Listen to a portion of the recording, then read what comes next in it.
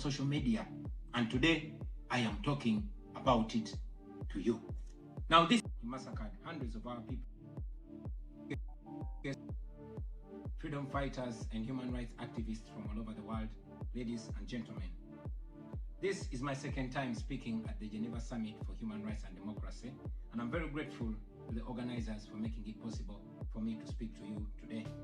In 2022, I spoke about a country that I call home, Uganda, a nation of 50 million people living under the violent military dictatorship of General Yoweri Museveni, who has for 40 years twisted the law and used the military to stay in power. I told you of how I ran for president against him in 2021, how it was the most violent political campaign yet, and how he massacred hundreds of our people on the 18th and 19th of November 2020. How he shut down the internet on the eve of the election, imprisoned me inside my home for weeks, and then declared himself winner of the 2021 presidential election. Now, it is 2026, and here I am again, home for speaking to you at the Geneva Summit. Nothing has changed for the better, only going from bad to worse. Despite what happened in 2021, we were driven by hope to give it another try. So in 2025, I announced that I was running for president again. For 112 days, I traveled across the country campaigning, and the population turned up overwhelmingly.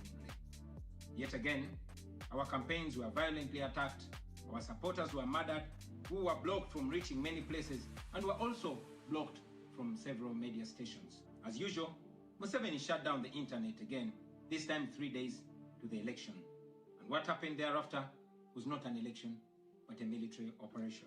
The election was so rigged to the point that even at the polling station where Museveni voted for, he got much more votes than the actual registered voters in the register.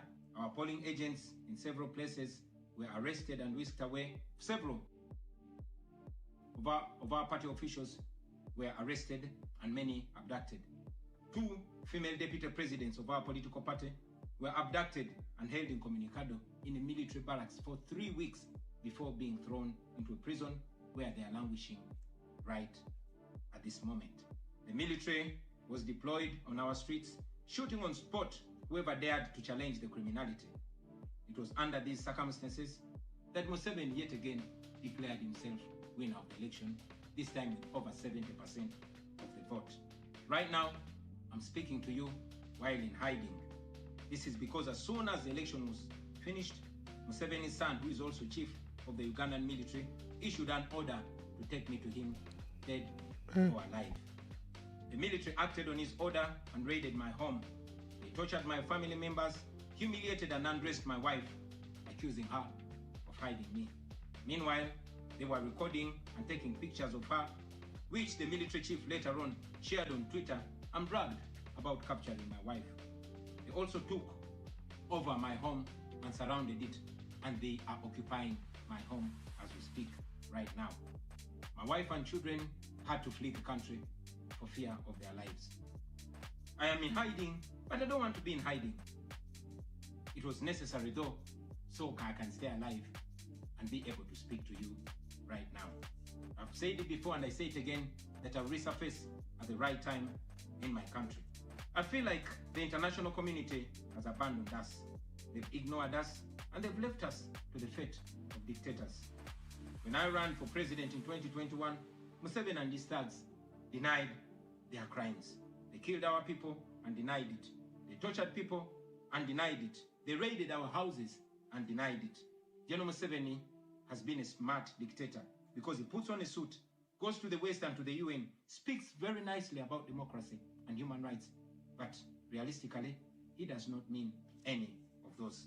He talks about our so-called Human Rights Commission in Uganda, but the same person closed the UN Human Rights Office in Uganda 2 years ago because they dared to question him about his atrocities. Now that is how he has been able to maintain a facade of democracy for 40 years and counting. But now Museveni is 83 years old, and his 51-year-old son, Muhoozi Kainerugaba, commands our military, the Uganda People's Defense Forces, more like Uganda's defense against his own people. And he's effectively in charge. Unlike his father, Muhoozi does not play the role of a good dictator. He openly and shamelessly says despicable things on social media. On Twitter, he openly confesses and brags about committing atrocities against the people of Uganda. When he was summoned by Parliament, he called Parliament a house of clowns and fools, and he threatened to arrest all of them. He describes judges of the Supreme Court of Uganda as clowns in wigs, and he has threatened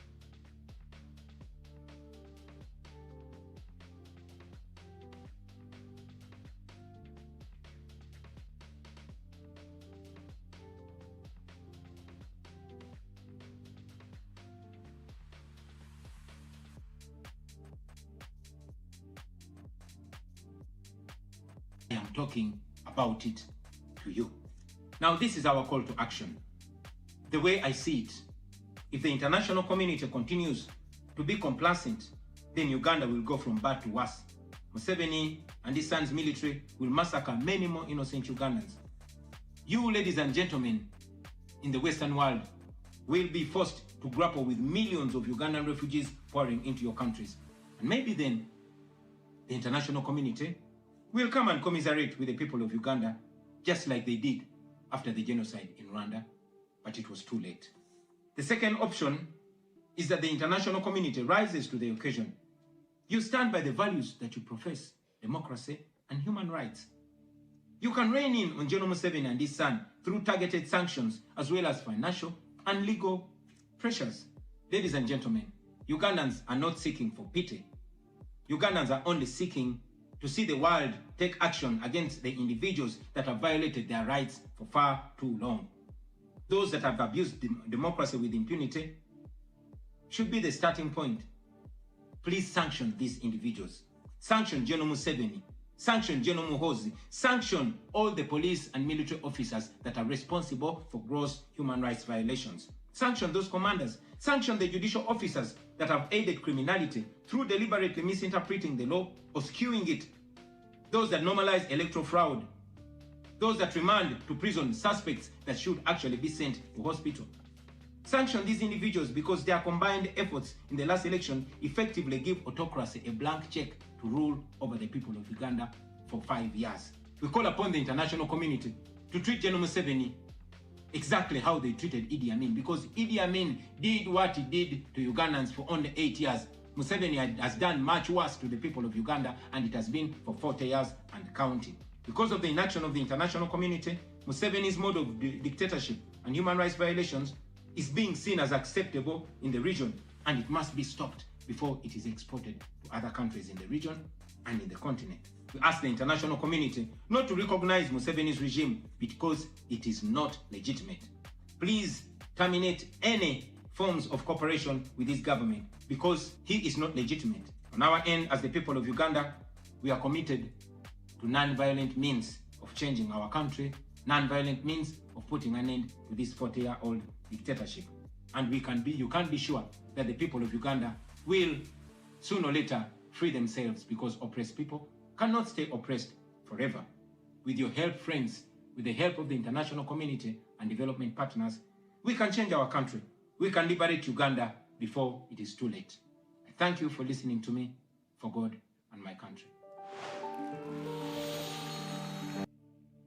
Yes, as you guys have been hearing, that is the President, His Excellency Robert Kyagulanyi Ssentamu, right, speaking to the people of Uganda, speaking to the world, and updating us about the current situation and everything. And specifically, this video, I've made it for the call of action, specifically to the international community. So he's calling upon the international community to please denounce Yoweri Kaguta Museveni and all the legitimacy is trying to cultivate and all kind of stuff. So why am I saying this? Because as Bobi Wine is doing this, if you go to Yoweri Kaguta Museveni and see what he's actually doing is crazy. It's crazy because right now, for the past week, he has been meeting as many people as he can. Why? For legitimacy, of course, we know. He has been meeting foreign powers. Now today, he met the people from South Sudan in this video here, in this picture here. So here I was meeting the NRM cadres. Here he met the religious leaders in Kitgum. But look at this.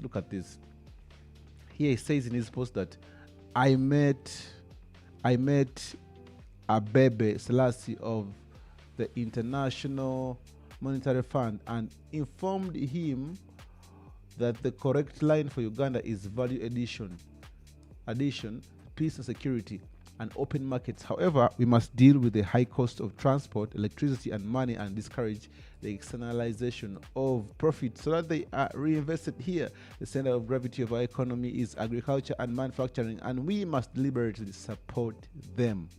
You see, International Monetary Fund.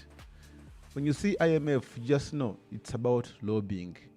Now he needs money from these kind of people, these groups of people that he keeps meeting. He needs money. He calls them. You could see this gentleman here. That is Gobi. Works in the Ministry of Finance as a permanent secretary. So it's crazy, right? It's crazy if you see this happening right now. Today, that was like yesterday. Now today, check what he made. He says, this post says, Ali Saleh Al Swalaye, chairman of the Saudi Uganda Businesses Council and chairman of Injaz Global Group, together with his delegation from Saudi Arabia, are welcome to Uganda. Their interest is in investing is timely, particularly in value addition and processing of dairy and coffee, where we have abundant raw materials, plans in the medical field and food production for human and animal consumption, including exports to Saudi Arabia, are also commendable. Government will allocate them an industrial park to support this. Imagine. Government will allocate them an industrial park to support these investments. These investments that they are calling investments, these people are going to be given free land. Why? Do you think that it's all about investment? Why didn't these guys come before election? Or why do they come immediately after election? Check out the delegation. The delegates. All from Saudi. Because there's something in for them. There's something in, like Museveni's lobbyists, the people in government, are trying as much as possible right now to get money. You can see even in this picture, you can see the likes of Frank Tumwebaze. Guys, this is something we need to be very careful. Museveni is working hard right now to get money, to get international community on his side, to get all sorts of relevance. And yet Bobi Wine is there speaking the post-election violence, speaking about it and calling it out in the eyes of the international community. And also those people who are supporting Museveni. You see, February 3rd, I met Stanley Johnson, the former member of European Parliament, who is also the father of the former UK Prime Minister Boris Johnson. Imagine, he's trying as well. I mean, every day. Now his schedule is quite busy. Like if you check his schedule, it's quite busy. Why? He's trying to get people on his side. He's trying to get people on his side because he knows what happened all along. People are still complaining about the election violence, the cheating, the failure of machines and all that kind of stuff. And Bobi Wine, today, he has done something very, very amazing. And though people are criticizing him, they're like, okay, you are in hiding, you shouldn't have dressed like that, whatever. But man, he's representing, because as Ugandans, if Ugandans elected him as the president-elect, that means he has to be presentable to the whole world. He has to be very smart, intelligent, and also presentable. Like in terms, you remember even when Zelensky showed up in the Oval Office, that is meeting Trump. Trump told him the last time, like, next time if you don't come in a suit, you're not gonna speak, you're not gonna talk. Because despite what people are going through the hassle, the struggle. People on the streets, the foot soldiers in Uganda are going through all these hassles. But it doesn't mean that also they're president. They're not going through the hassles for nothing. That presidents should also come, unshaven beards, also sorts of jumpers, hoodies, that kind of stuff. No, I trust that he got a very clear place that he can shoot this video from. So guys, for context here, the video was not very live. It wasn't live. He was not live, but he actually just shot the video, did some few edits here and there, and he presented it there so that it could be played for the whole world to watch.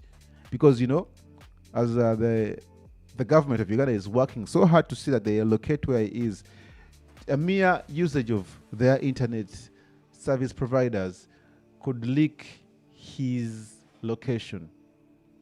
They could leak his location and they could get to know where he is. So as you take it as you see it, guys, it's not really easy. But also we've got some people out there like Dr. Phil Benon. He spoke about what's going on in Uganda, and also he gave advice to Bobi Wine. First, take a look, listen to this. Take a look at this. 4 years ago. Hello, I'm Phil Benyon. I'm Vice President of Liberal International. I'm at the Geneva Summit for Human Rights and Democracy, where Bobi Wine's going to be bringing us his words this afternoon. I met him here 3 or 4 years ago. We've met several times since in Africa and in Europe, and we wish him all the best. Of course, we know the situation in Uganda is very difficult, and that the regime is not following allowing free and fair elections.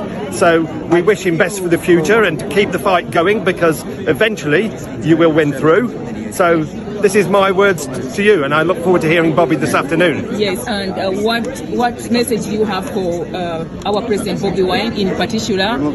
Yes, what in particular is to keep the fight going, because you will win in Uganda in the long term. Just keep fighting on.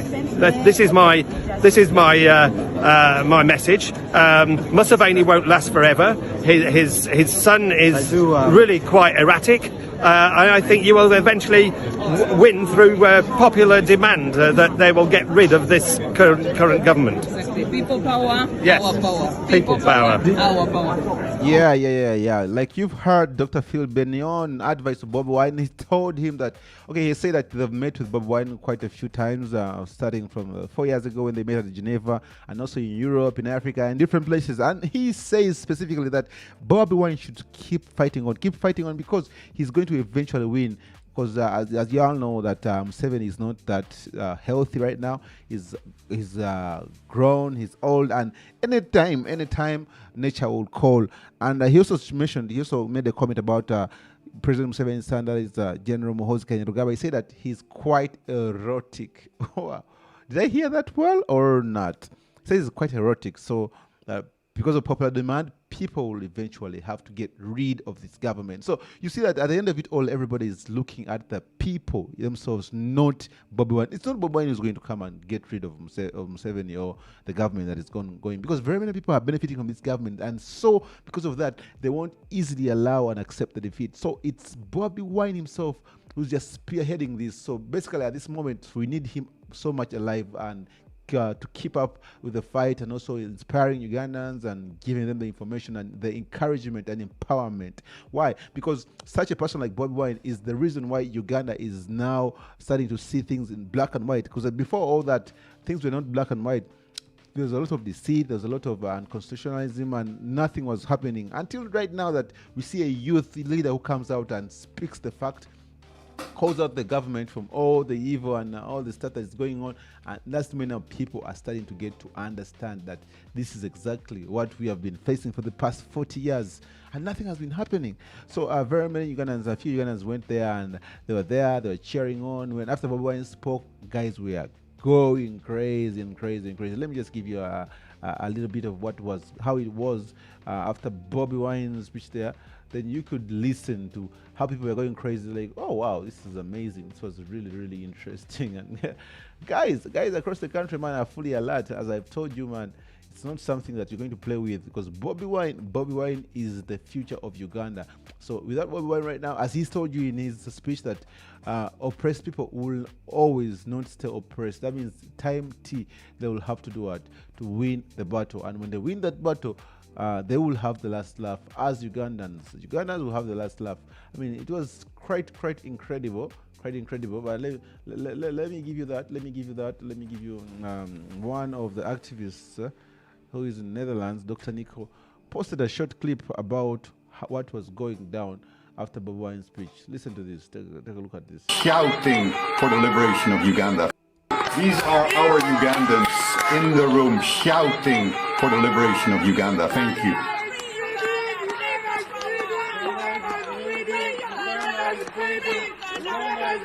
Yes. No, we shall not stay quiet. Something's happening. Of course, something is happening. You just listened to the best speech of today.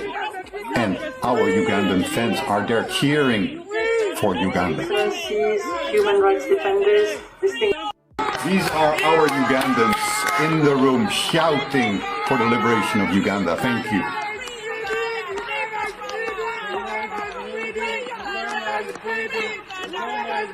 Yes.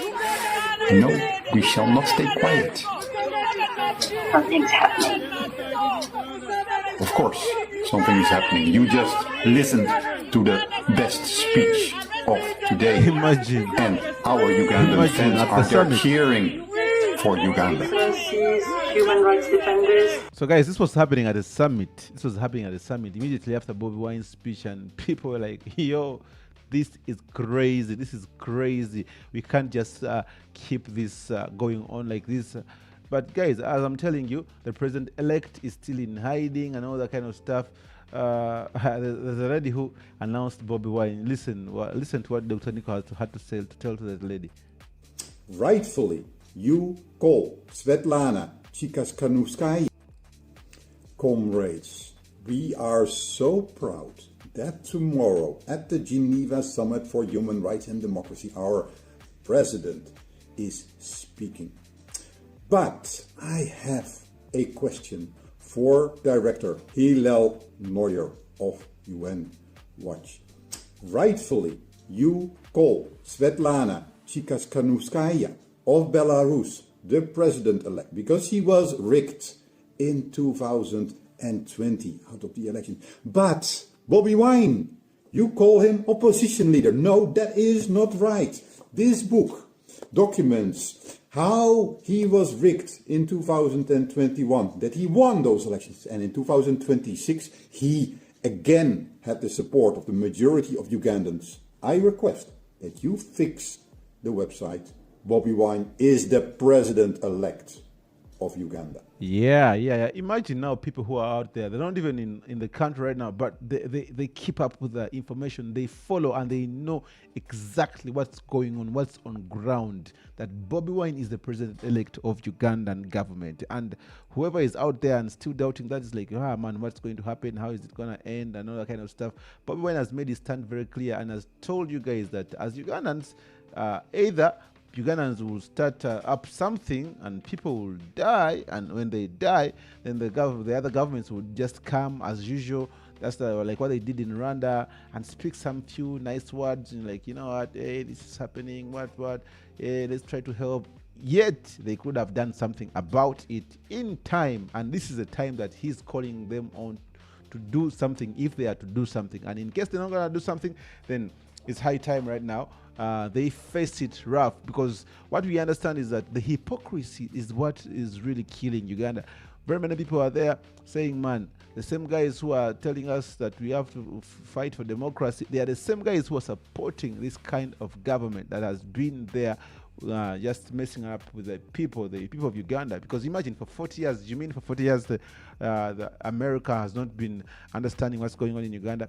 You mean for 40 years with all the surveillance they have, they could not know exactly what's on in Uganda? Because they even have a base, a military base, they have the embassy, they have all that, and they have all the surveillance. Just that because they benefit from the system, so they choose to give it a blind eye and not to act whatever they have to act. So at the end of it all, it's not about humanity, it's about interest. And at this point, that's why we are seeing Museveni going a further steps to lob money from different sources to get all that he can, so that he can be able to actually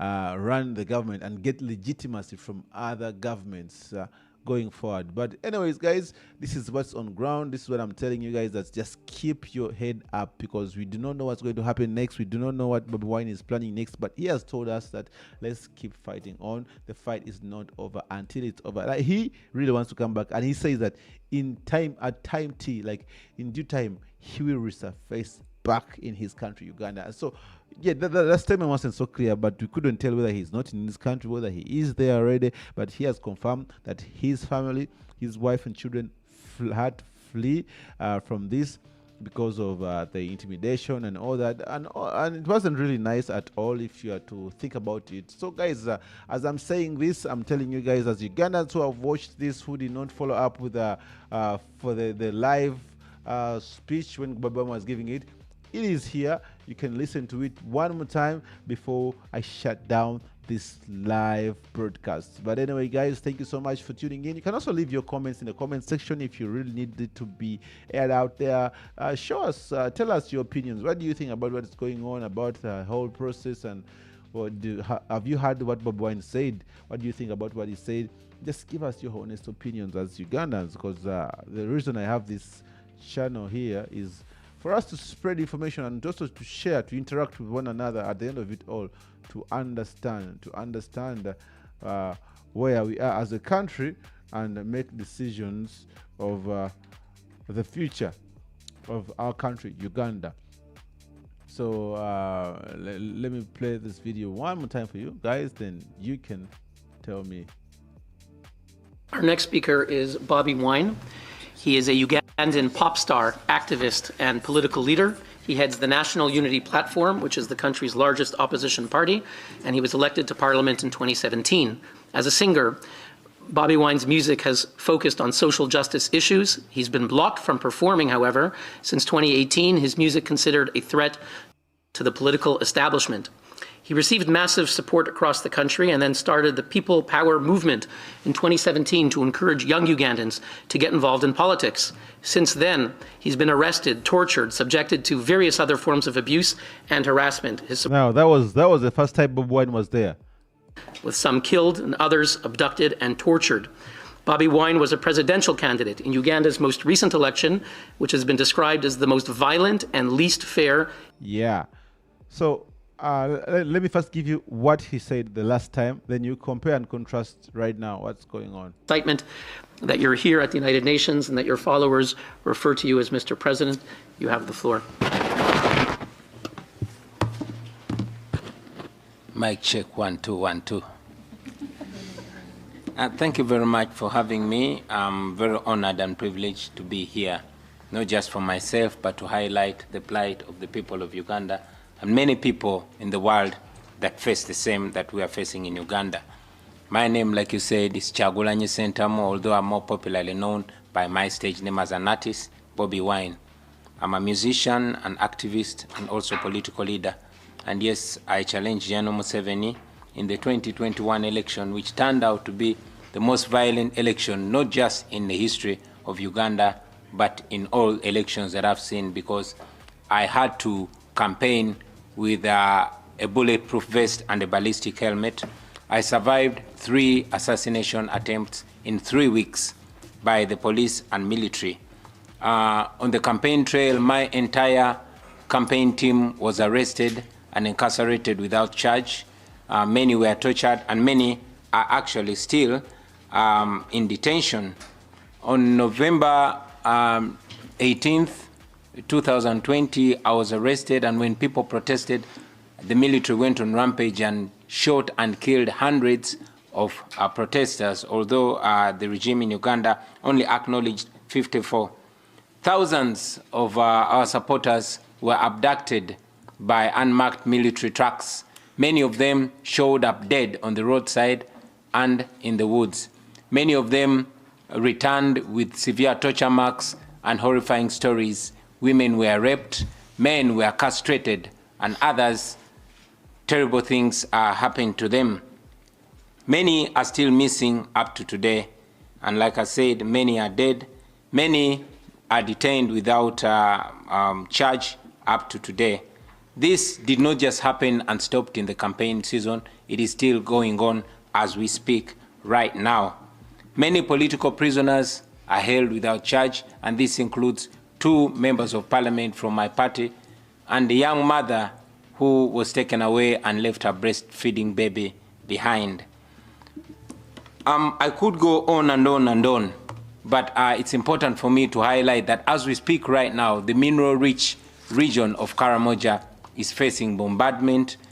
Hundreds of extrajudicial killings are ongoing. Houses are being burnt and women are being raped. All that is because that region supported us overwhelmingly and is facing the wrath of the military, which is commanded by the son of General Museveni. I could go on and on and on about the plight of the people of Uganda, but now that I'm here, I want to use this opportunity to request the world for attention. Every time we speak, because we cannot find justice in Uganda by local methods, we tend to highlight our plight to the international community, although when we do that, General Museveni brands us as agents of the West and agents of colonialism. But I request the world for attention. If we get just a fraction of the attention that other regions get, we believe that would be a healing process for us, ladies and gentlemen. Just like Putin is doing in Ukraine, just like Putin has been tolerated by the international community, General Museveni has been tolerated for far too long. And the detriment of democracy and human rights is the tolerance of the world's democracies for dictators. Just like Putin had to start a war to win attention and ratings in his country, just last month, Uganda faced a verdict from the International Court of Justice, having raided the Democratic Republic of Congo and plundering and murdering and raping women there. Now the taxpayer of Uganda has to pay more than $200 million to settle that which was caused by General Museveni. Uganda depends largely on international aid, and it's sad that the international community continues to have cooperation and to shake General Museveni's blood-stained hand. We have constantly called for sanctions. We've called for the same standard of human rights in Uganda. We have requested the international community to hold Uganda accountable and to put conditions of human rights, of the respect for human rights and democracy and the rule of law as preconditions for cooperation. And again, we've called for sanctions for General Museveni. And we've said that when Idi Amin did what Museveni is doing in Uganda, he was sanctioned. When Charles Taylor did to the people of Liberia what Museveni is doing right now in Uganda, he was sanctioned. When Robert Mugabe did to the people of Zimbabwe what Museveni is doing to the people of Uganda, he was sanctioned. When Saddam Hussein and many other dictators did what General Museveni is doing in Uganda, they were sanctioned. Why then is General Museveni not being sanctioned? So we are here to challenge the international community to hold General Museveni on the same standard of human rights, of democracy, and the rule of law in Uganda. Dear international community, if you cannot help us, please stop sponsoring our oppression. Please stop being the paymasters of our oppressor. If that stops, then that will be the beginning of the liberation of the people of Uganda. I thank you. So as you can hear what Bobi Wine said, thank you very much. When he was there, it's not so much different from what he's saying today. And that is what Ugandans are really, really, really, really dying for. They're like, you know what, we don't want you guys to come here, do whatever you did to Venezuela, Maduro, whatever. Just stop sponsoring, stop funding the government of Uganda, because what you're funding the government of Uganda with is just sending people into torture chambers, it's sending people into prison, it's just being spent to pay the army, police to just violate human rights in Uganda. And sadly, that's what's happening down in Uganda. If you check out the people who have been dying, if you check out the prisons in Uganda, people are rotting and dying. People have been on trial for over 365 days. They've been in... Can you imagine? People have not even received proper trials, and they don't have a case. And somebody they've been holding you without getting bail at all. The likes of Dr. Kiza, BSJ, the likes of all the political prisoners that we've had. If you check out now, if you go to Luzira and all other prisons, major prisons in Uganda, you'll find out that most people actually, they are political prisoners. And somebody who comes out and talks about how he's going to release political prisoners, he's going to pardon them, you shouldn't impose yourself on two people, whatever. Things have been said, things have been shared, but the truth of the matter is, has this been into action? Have they been just words, or has it been real? That, you know, and guys, man, it's very crazy that today very few people spoke, and those people who spoke were not just No more, guys. This is what Bobi Wine did some time back. Some time back when he was selected in 2023. This is how he went after it. And today it's a bit different. And those guys who did not watch today's, let me give you a chance first of all to play this, and you watch it and also tell me what you think before we get into the meat and potatoes of this video. In several places, and what happened thereafter was not an election but a military operation. The election was so rigged to the point that even at the polling station where Museveni voted for, he got much more votes than the actual registered voters in the register. Our polling agents in several places were arrested and whisked away. Several of our party officials were arrested and many abducted. 2 female deputy presidents of our political party were abducted and held incommunicado in a military barracks for 3 weeks before being thrown into a prison where they are languishing right at this moment. The military was deployed on our streets, shooting on spot whoever dared to challenge the criminality. It was under these circumstances that Museveni yet again declared himself winner of the election, this time with over 70% of the vote. Right now, I'm speaking to you while in hiding. This is because as soon as the election was finished, Museveni's son, who is also chief of the Ugandan military, issued an order to take me to him, dead or alive. The military acted on his order and raided my home. They tortured my family members, humiliated and undressed my wife, accusing her of hiding me. Meanwhile, they were recording and taking pictures of her, which the military chief later on shared on Twitter and bragged about capturing my wife. They also took over my home and surrounded it, and they are occupying my home as we speak right now. My wife and children had to flee the country for fear of their lives. I am in hiding, but I don't want to be in hiding.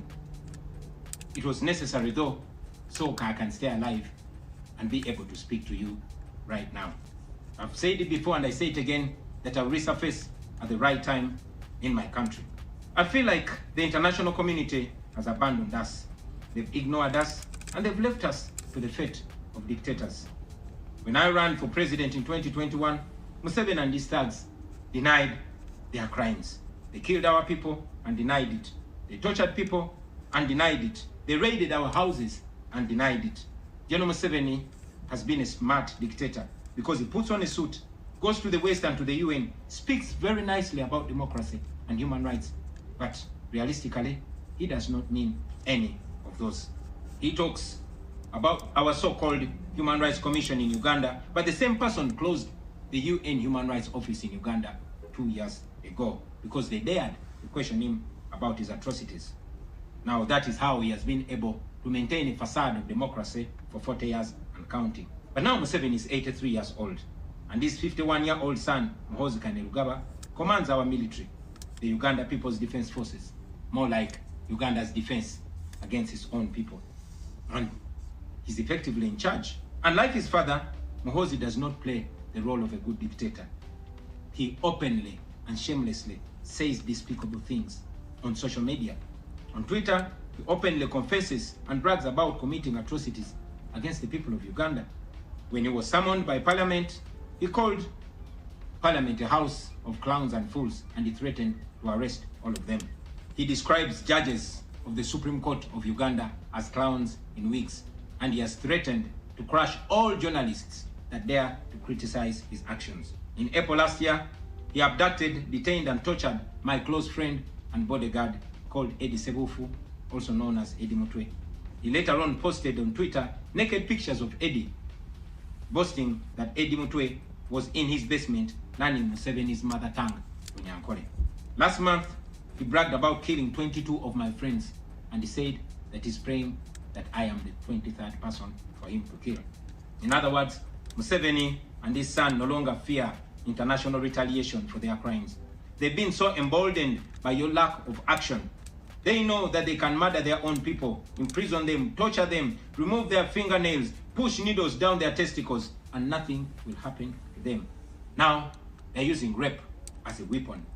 Boys and girls, men and women, people of all ages have reported being sexually assaulted by Muhoozi's military. And it's not rare. The majority of the people that they capture and unlawfully imprison have reported being raped, whether men or women. It is no longer possible, ladies and gentlemen, for the international community to deny Museveni's violence and atrocities. It's all over social media. And today, I am talking about it to you. Now, this is our call to action. The way I see it, if the international community continues to be complacent, then Uganda will go from bad to worse. Museveni and his son's military will massacre many more innocent Ugandans.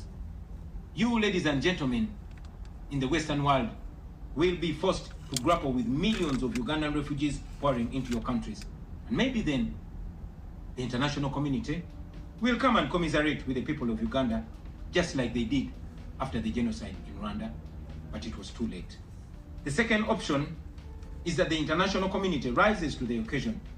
You stand by the values that you profess, democracy and human rights. You can rein in on General Museveni and his son through targeted sanctions as well as financial and legal pressures. Ladies and gentlemen, Ugandans are not seeking for pity. Ugandans are only seeking to see the world take action against the individuals that have violated their rights for far too long. Those that have abused democracy with impunity should be the starting point. Please sanction these individuals. Sanction General Museveni. Sanction General Muhoozi. Sanction all the police and military officers that are responsible for gross human rights violations. Sanction those commanders. Sanction the judicial officers that have aided criminality through deliberately misinterpreting the law or skewing it. Those that normalize electoral fraud. Those that remand to prison suspects that should actually be sent to hospital. Sanction these individuals because their combined efforts in the last election effectively give autocracy a blank check to rule over the people of Uganda for 5 years. We call upon the international community to treat General Museveni exactly how they treated Idi Amin, because Idi Amin did what he did to Ugandans for only 8 years. Museveni has done much worse to the people of Uganda, and it has been for 40 years and counting. Because of the inaction of the international community, Museveni's mode of dictatorship and human rights violations is being seen as acceptable in the region, and it must be stopped before it is exported to other countries in the region and in the continent. We ask the international community not to recognize Museveni's regime because it is not legitimate. Please terminate any forms of cooperation with this government because he is not legitimate. On our end, as the people of Uganda, we are committed to non-violent means of changing our country, non-violent means of putting an end to this 40-year-old dictatorship. And you can be sure that the people of Uganda will sooner or later free themselves, because oppressed people cannot stay oppressed forever. With your help, friends, with the help of the international community and development partners, we can change our country. We can liberate Uganda before it is too late. Thank you for listening to me, for God and my country.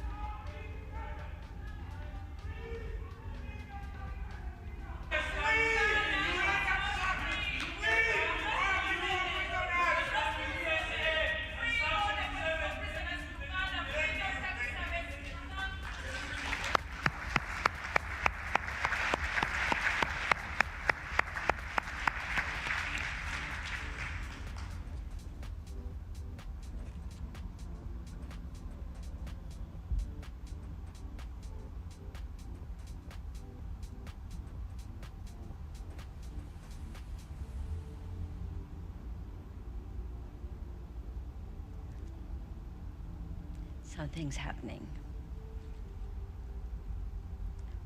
Patience.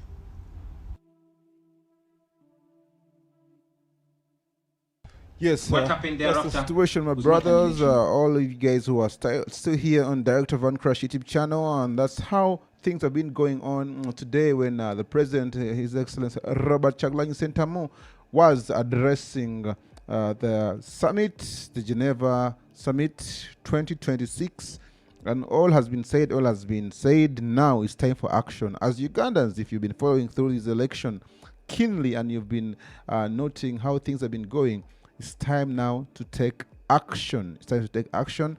And the international community now is on scale right now. We are waiting to see whether the international community is really going to act. We saw what happened in the EU Parliament. We saw what's happening in the USA House of Representatives. So there's a lot that's ongoing, but we are still waiting for the results to see what's going to happen. Whether sanctions or personal sanctions, the Magnitsky Act is going to be pulled into action. All that shall be seen if we keep a clean eye on the whole process. But thank you guys for tuning in. Director Van Crushed, please keep it locked for more.